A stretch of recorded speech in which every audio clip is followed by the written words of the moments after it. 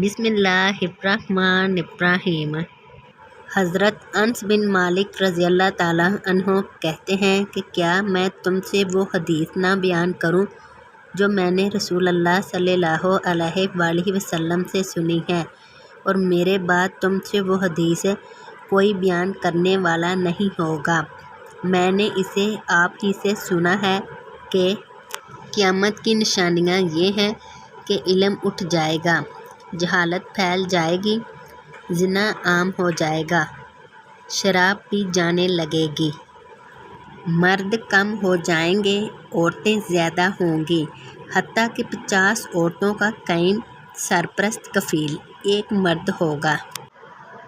वजाहत: इसकी वजह ये होगी कि इस वक्त लड़ाइयाँ बहुत होंगी। इन लड़ाइयों में मर्द मारे जाएंगे और औरतें बकसरत बाकी रह जाएंगी। सुनन इब्न माजा, हदीस नंबर 4045। हज़रत मुआविया रज़ी अल्लाह ताला अन्हो कहते हैं कि मैंने नबी अकरम सल्लल्लाहु अलैहि वसल्लम को फरमाते हुए सुना, दुनिया में फितनों और मुसीबतों के सिवा कुछ बाकी ना रहा।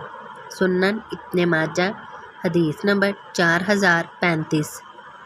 अब्दुल्ला बिन उमर रज़ी अल्लाह ताला अन्हो कहते हैं कि रसूल अल्लाह सल्लल्लाहु अलैहि वसल्लम ने हमारी तरफ मतवज्जा होकर फरमाया, महाजरीन की जमात 5 बातें हैं, जब तुम इनमें मुब्तला हो जाओगे और मैं अल्लाह की पनाह चाहता हूँ इस बात से कि तुम इसमें मुब्तला हो। वो 5 बातें ये हैं।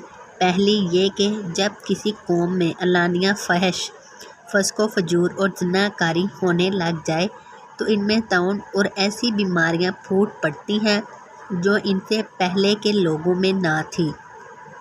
दूसरी ये कि जब लोग नाप तोल में कमी करने लग जाते हैं तो वह कहत, माशी तंगी और अपने हुक्मरानों की ज़्यादती का शिकार हो जाते हैं।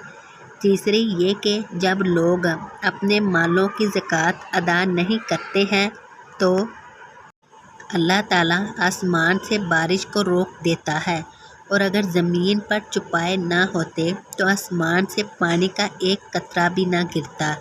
चौथी ये कि जब लोग अल्लाह और इसके रसूल के अहदो पैमान को तोड़ देते हैं तो अल्लाह ताला इन पर इनके अलावा लोगों में से किसी दुश्मन को मुसल्लत कर देता है, वो जो कुछ इनके पास होता है छीन लेता है। पाँचवीं ये कि जब इनके हुक्मरान अल्लाह ताला की किताब के मुताबिक फ़ैसले नहीं करते और अल्लाह ने जो नाज़िल किया है इसको इख्तियार नहीं करते तो अल्लाह ताला इनमें फूट और इख्तिलाफ डाल देता है। सुनन इब्न माजा, हदीस नंबर 4019। हज़रत अब्दुल्ला बिन उमर रज़ी अल्लाह ताला अन्हो फरमाते हैं कि एक ऐसे शख्स की वफ़ात मदीने में हुई जो मदीने ही में पैदा हुआ था। चनाचे नबी करीम सल्लल्लाहु अलैहि वसल्लम ने इसकी नमाज जनाजा पढ़ाई और फिर फरमाया कि काश ये शख्स अपने पैदा होने की जगह के अलावा किसी और जगह मरा होता। सहाबा रज़ी अल्लाह ताला अन्हों ने अर्ज़ किया कि या रसूल अल्लाह सल्लल्लाहु अलैहि वसल्लम, ये क्यों?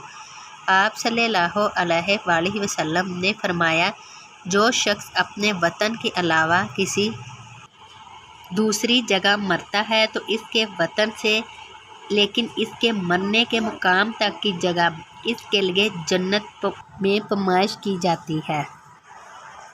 तशरीह: मतलब ये है कि जो सफ़र में मरता है तो इसके वतन और इसके मरने की जगह तक के दरमियान जितनी मसाफत होती है इसके मकदार जगह इसको जन्नत में मिलती है। लेकिन इसके बारे में सही ये मालूम होता है कि सफ़र से मुराद सिर्फ तात यानी जिहाद वगैरह है, जिसका मतलब ये है कि ये अजर इनाम इस शख्स को मिलता है जो जिहाद के लिए या दीनी तालीम या इसी किस्म के दूसरे बमकसद मतलूब काम के लिए वतन से दूर मरा हो। मिशकातुल मसाबी, हदीस नंबर 1569। حضرت عمر فاروق رضی اللہ تعالیٰ عنہ راوی ہیں کہ رسول کریم صلی اللہ علیہ وآلہ وسلم نے فرمایا، جب تم بیمار کے پاس جاؤ تو اس سے کہو کہ تمہارے لیے دعا کرے، کیونکہ اس کی دعا فرشتوں کی دعا کی طرح ہے۔ تشریح: مریض کی دعا کو فرشتوں کی دعا کے مانند قرار دیا گیا ہے، کیونکہ بیمار کی تو ملائکہ کے ساتھ بہت مشابہت ہوتی ہے۔ بائیں طور کہ جس طرح فرشتے گناہوں سے پاک و صاف رہتے ہیں، ہمیشہ اللہ تعالیٰ کی یاد میں مصروف رہتے ہیں اور ہمہ وقت بارگاہ رب العزت میں دعا، مناجات اور التجا کرتے رہتے ہیں، اسی طرح بیمار بھی گناہوں سے بچتا ہے، ہر وقت اللہ ہی کی طرف متوجہ رہتا ہے اور ہمہ وقت دعا، درازی اور التجا میں مصروف رہتا ہے۔ مشکوٰۃ المصابیح، حدیث نمبر 1565۔